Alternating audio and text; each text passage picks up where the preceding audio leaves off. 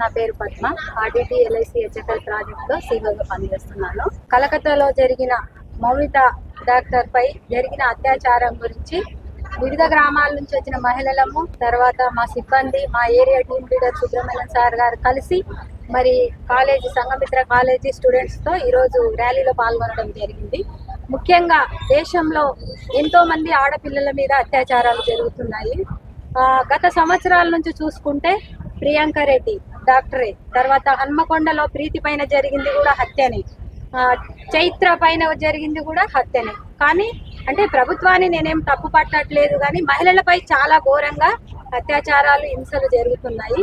ఈ హింసలను మరి కొనసాగించకుండా ఇక్కడి వరకే అరికడితే బాగుంటుంది. నిందితులను వెంటనే శిక్షించాలి.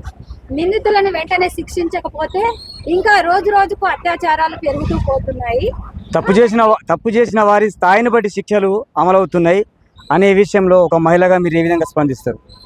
అయితే నాకు తెలిసినంత వరకు అయితే నిజంగా దేశంలో చూసుకుంటే కొంత పలుకుబడి ఉన్న వాళ్ళు, ఆ తప్పు చేసిన వాళ్ళు తప్పించుకునే ప్రయత్నంలో ఉన్నారు అనే ఆలోచన నా వరకు నేను అనుకుంటున్నా. కానీ అలా జరగకూడదు. తప్పు చేస్తే వెంటనే వాళ్ళని మాత్రం కఠినంగా శిక్షించాలి. ఇదే కనుక రిపీట్ అయితే రేపటి రోజు మహిళ యొక్క పరిస్థితి ఏ విధంగా ఉండడానికి ఆస్కారం ఉందని మీరు భావిస్తున్నారు? నిజంగా మరి జరిగితే మనకు ఇండిపెండెన్స్ డే, స్వాతంత్ర దినోత్సవం వచ్చి గత 78 సంవత్సరాలు అయితే మహిళ స్వాతంత్రము వచ్చింది అంటే అర్ధరాత్రి పూట మహిళ ఎక్కడైనా తిరగొచ్చు అనే స్వాతంత్రం ఉంది. కానీ ఈ రోజుల్లో మహిళకు ఆ భద్రత అనేది లేదు. గొప్ప డాక్టరే కదా, మరి ఆ డాక్టరు అని హాస్పిటల్ అంటే ఒక డాక్టరే కదా, ఆ డాక్టర్ ఇంత గొప్పగా ఆలోచించడానికి గల కారణం ఏంటి? మరో డాక్టర్ మీద ఇంత అఘాయిత్యం చేసే ఆ డాక్టర్ని ఉద్దేశించి మీరు ఏం చెప్పాలనుకుంటారు? కొంత వాళ్ళు అంటే అక్కడున్న సిచ్యువేషన్ బట్టి, ఆ కాలేజీలో ఉన్న పరిస్థితిని బట్టి పెద్దల ప్రోత్సాహం ఉందని అనుకుంటున్నా. అంటే నాకు తెలిసిన సమాచారం ప్రకారము.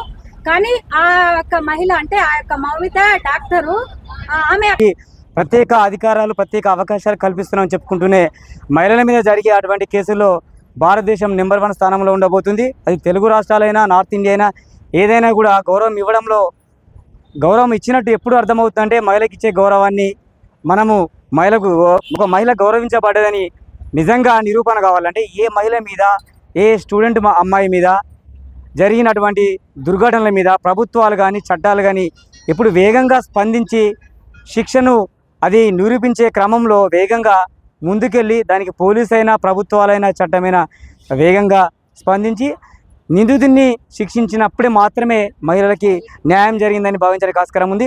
లేదంటే దుర్మార్గాలు చేసే వాళ్ళకి ఒక సహజమైన అలవాటు అయిపోయింది. మహిళలు ఈ విధంగా ధర్నాలు చేస్తారు.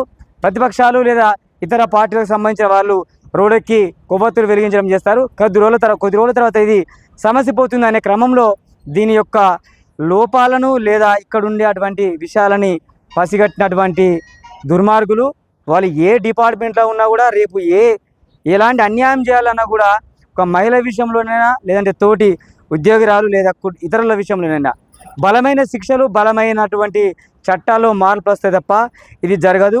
తూతూ మంత్రంగా కనుక జరిగితే రేపటి రోజుల్లో ఒక గణతంత్ర దినోత్సవం జరుపుకున్నా, స్వాతంత్ర దినోత్సవం జరుపుకున్నా, మహిళా దినోత్సవం జరుపుకున్నా కూడా అది జరుపుకోవడానికి మాత్రం పరిమితం. ఇదంతా కూడా కొందరి చేతుల్లోనే ఉంటుంది. ఇదంతా కూడా స్వతంత్ర భారత్లో అందరి చేతికి రావాలంటే ఏది చెప్తామో అది జరగాలి. ఏ చట్టం మనము అమలు చేస్తామో అది ప్రాక్టికల్ కూడా జరగాలని కోరుకుంటూ ఈ విధంగా ఒక మహిళ కోసం తరలి వచ్చిన తెలంగాణ రాష్ట్రంలోని భూపాలపల్లి జిల్లా భూపాలపల్లి మహిళా లోకానికి మరియు దీన్ని ఆర్గనైజ్ చేస్తున్నటువంటి రూరల్ డెవలప్మెంట్ ట్రస్ట్ వారికి వీళ్ళందరికీ కూడా ధన్యవాదాలు తెలుపుకుంటాం. నేను సునీల్ చంద్ర, GS85. Thank you. Have a nice day.